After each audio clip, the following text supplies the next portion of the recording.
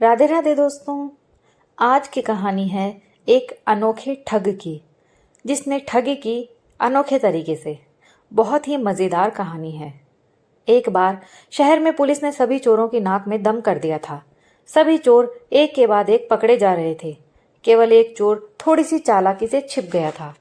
तभी उसके मन में एक विचार आया कि अगर वो भगवा रंग के कपड़े पहनकर साधु बन इस दुनिया में चोरों को भले ही जूता मारा जाता है, लेकिन अगर वही चोर भगवा वस्त्र पहन ले तो उसके पैरों की पूजा की जाती है। इस रूप में वो चोर साधु बनकर बेफिक्र होकर घूमने लगा। थोड़े ही दिनों बाद कुछ यूं होता है। उस नकली साधु में यानी कि चोर में एक कौशल था कि वो अपने वचनों में बहुत निपुण था। वो अपने उपदेश को बहुत मनोबल से प्रस्तुत करता था। इसी कारण वो नकली साधु बड़ा मशहूर बन गया। उसके कई शिष्य उसके पीछे हो गए। अनेक लोग उसकी शिक्षाओं का पालन करने लगे। उसे बिना किसी चार्ज के भोजन मिलने लगा, लेकिन उसे सांसारिक जीवन से अलग होने का दुख बना रहता था। थोड़े और दिन बीते। उस नकली साधु ने अपने शिष्यों के साथ जंगल में निवास किया। तभी वहां एक सेठ पहुंचा।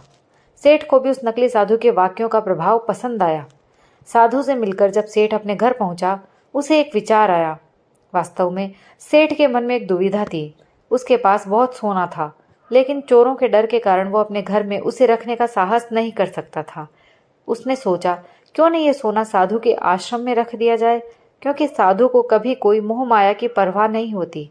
वो तो भगवान की भक्ति में खोए रहते हैं। किसी को ऐसे देवता पर संदेह भी नहीं हो सकता कि उनके आश्रम में सोना रखा हो। इस तरह सोचकर सेठ दूसरे दिन सोना लेकर पाखंडी साधु के आश्रम गया और उससे पूरी बात साझा की। फिर पाखंडी साधु का दिल खुश हो गया। उसकी आंखों में उस सोने की पोटली को हड़पने की साजिश दिख रही थी। सेठ ने वो सोने की पोटली आश्रम के एक पेड़ के नीचे दबा दी और वहां से चला गया। अब साधु को नींद कहाँ आनी थी। रात भर उस सोने की पोटली के बारे में सोचता रहा।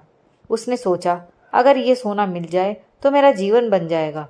उसको सांसारिक सुख भी मिलेंगे जो इस भगवा कपड़े ने मुझसे छीन लिया है। इस प्रकार साधु ने कई सपने देख लिए। दूसरी ओर सेठ सोने को आश्रम में रखकर संतुष्टि से सो रहा था। साधु ने एक योजना बनाई। उसने सोचा, मैं इस सोने को लेकर चला जाऊं और सेठ को शक न हो, इसलिए मैं अपने घर जाने की बात कर दूं। अगले दिन साधु सेठ के घर गया। सेठ के पास एक व्यापारी बैठा था। साधु के आगमन देखकर सेठ खुशी से उछल पड़ा और कई पकवान बनाकर खिलाए। साधु सेठ से अपने जाने की बात कहता है, जिस पर सेठ दुखी होकर उसे रोकने की कोशिश करता है। लेकिन साधु कहता है, वो एक संत है जिसकी कोई स्थानिकता नहीं है। वो लोगों को मार्गदर्शन देने के लिए घूमते हैं। इस पर साधु बाहर निकलता है और जानबूझकर सेठ के घर से एक तिनका उठा लेता है। थोड़ी देर बाद साधु वापस आता है, जिसे देखकर सेठ पूछता है कि वो क्यों वापस आया। तब साधु कहता है, आपके घर का ये तिनका मेरी धोती में लटककर मेरे साथ चला जा रहा था, इसलिए लौटाने आया हूँ। सेठ हाथ जोड़कर कहता है, इसकी क्या ज़रूरत थी। तब साधु कहता है, इस संसार की किसी वस्तु पर संत का कोई हक नहीं होता। फिर अपनी बातों से सेठ को मोहित कर देता है और चला जाता है। ये सारी घटना सेठ का व्यापारी दोस्त भी बड़ी बारीकी से देख रहा था।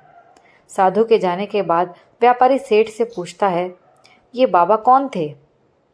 सेठ अपने दोस्त व्यापारी को सारी बात बताता है, जिसे सुनने के बाद व्यापारी जोर जोर से ठहाके लगाकर हंसने लगता है। सेठ व्यापारी से हंसने का कारण पूछता है। तब व्यापारी समझता है कि ये कोई बाबा नहीं हो सकता। समझाता है कि ये कोई बाबा नहीं हो सकता, ये ज़रूर कोई ठग होगा जो तुम्हें लूट कर ले गया। ढोंगी साधु के बातों के जाल में फंसे सेठ को उसकी बातों पर विश्वास नहीं होता। व्यापारी कहता है, अगर तुम्हें मेरी बातों पर भरोसा नहीं तो जाओ, जाकर देखो, जहाँ तुमने सोना गाड़ा है वहाँ अब तुम्हें कुछ नहीं मिलने वाला। सेठ और व्यापारी उसी जगह जाते हैं जहाँ सेठ ने सोना दबाया था। खुदाई करने पर वहाँ कुछ भी नहीं मिलता, जिसे देखकर सेठ छाती पीट पीट कर रोने लगता है। व्यापारी सेठ को समझाता है कि अभी विलाप करने का समय नहीं है, जल्द से जल्द हमें पुलिस को बताना चाहिए, क्योंकि अभी भी साधु ज़्यादा दूर नहीं गया होगा, उसे पकड़ा जा सकता है। इसके बाद सेठ और व्यापारी ने पुलिस को बताया और पुलिस ने पाखंडी साधु को पकड़ लिया। इसके बाद सबको पता चल गया कि ये कोई सिद्ध बाबा नहीं था, वरन महान चोर जिसने अपनी बातों का जादू चलाकर लोगों को ठगा था। वो भगवा वस्त्र पहनकर घूम रहा था ताकि पुलिस से बच सके। सोने की पोटली मिलने के बाद सेठ की आत्मा में सुख की ज्योति जली। सेठ व्यापारी से पूछता है कि उसको कैसे पता चला कि साधु पाखंडी था। व्यापारी ने कहा, साधु ने बार बार अपनी तारीफ की। संत कितने महान होते हैं, ये सिर्फ उनके द्वारा नहीं कहना चाहिए। वास्तविक संत को तो उसकी कोई स्थानिकता नहीं होती, उसे उसकी महानता का दिखावा करने की आवश्यकता नहीं होती। इस तरह साधु ने अपनी चाल से कई लोगों को ठग लिया। दोस्तों, ये कहानी यहीं समाप्त होती है।